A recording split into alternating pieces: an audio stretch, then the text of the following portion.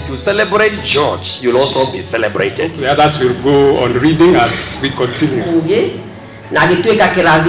In my family. And I use the words marvelous exploits. That man you see there, he is transforming people's minds.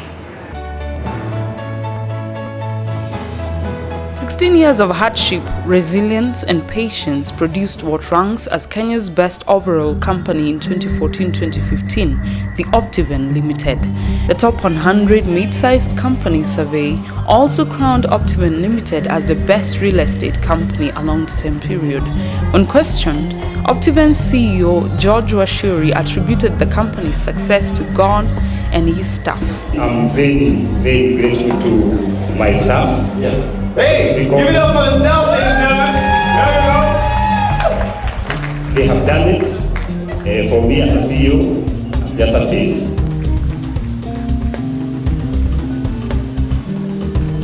In the spirit of stewardship, George upped the stakes further by establishing the Optiven Foundation along with his current trustees, Mr. Charles Muragori, Honorable Sam Okello, Madam Mary Washuka, Dr. Wale Akenyemi, Madam Helen Okello and Bishop Phillips Katutu.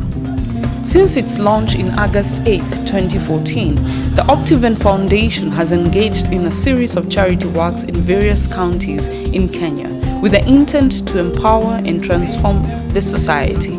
To do this, the foundation depends on 4 objective pillars that include providing education opportunities to the underprivileged in society, poverty alleviation, promoting health, and environmental protection.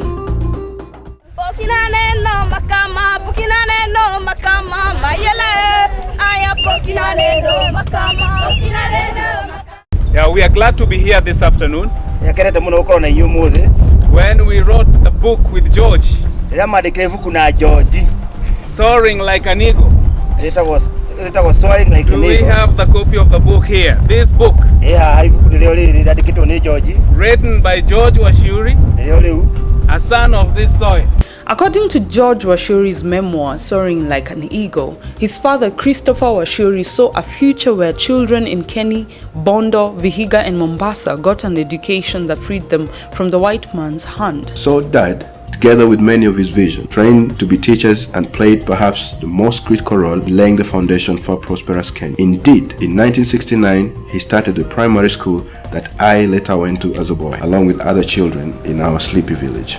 The foundation's pursuit to educate those underprivileged in society has seen many students in Labura Mixed Secondary School and Kijabe girls profit from fee donations. And make sure that Labura, like Madam has said, joins the league of the great schools in this nation. Sponsorships, volunteer work, t-shirt and book sales contribute to the pool of money that goes into their tuition fee, among other amenities. The proceeds for this book goes to the support of the people who are looking for fees, and the money goes to Optiven Foundation. Are you crying because you're poor, Mama? Mama suddenly bolted and got off her knees. I knew she didn't want me to feel hopeless or defeated, but I got that very sense anyway. We, the Washuris, were an extremely poor family. If we had been poor before Dad's death, his death had plunged us into greater heights of poverty. In an article published on the Population Reference Bureau, Bernard Onyango, a PhD candidate, cites that children from poor families are much more likely to be out of school than children from rich families, with the World Bank indicating that over 15 million Kenyans live on $1 or less a day. Almost half of the Mwingi population make up part of these statistics. The locals around, they look forgotten. Their houses, roofs have stones on top. So in case anything happened and those stones fell on them, it will be a great disaster. On top of that, the 2 homes you have visited, they don't have what you can call a toilet.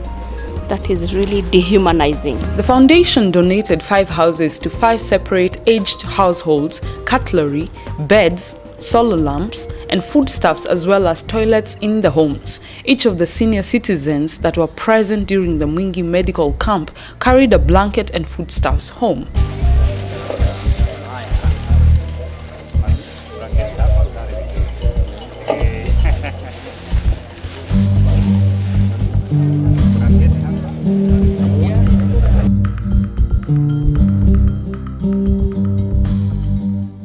have seen the kind of house that the senior citizen was staying in. Muona muthemba wa nyombela ngo mutumio mukunekala. It is a pity. Nitei. While a section of the foundation team went on to open houses at the different Mwingi areas, a medical camp was set up to cater for residents' special medical conditions. Men, women, the youth and children turned up for checkups, second-level treatment, as well as medicine. Feeble patients were supported by their local social workers to access medical services. The foundation will also run a campaign on Bring Out the Man, whose focus majors on drug abuse and rehabilitation of victims. As of 2012, the World Bank placed Kenya's forest cover at 6.1%, translating to over 3.4 million hectares in trees. The United Nations recommended forest cover for any country is a minimum of 10%, which means Kenya has a deficit of roughly 4%, which is about 2 million hectares worth of trees.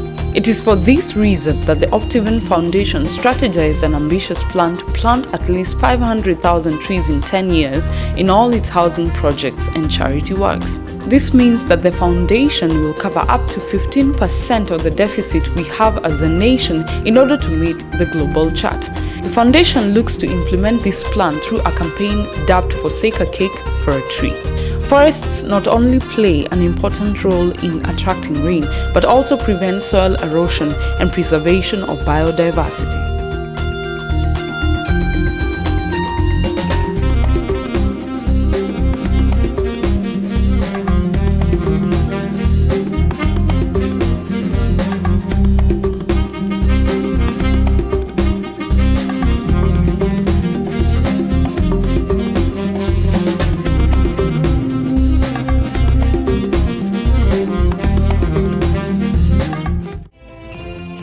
Partner and participate at the Optiven Foundation's first anniversary event dubbed Partnering to Transform the Society. This October 30th, 2015, all roads lead to KICC. Corporates like Hope FM, Ernst & Young, DTB, Brookcast International School and Equity Bank will sponsor the event. What about you? It's too big an event to miss. Optiven Foundation, eyes on the community.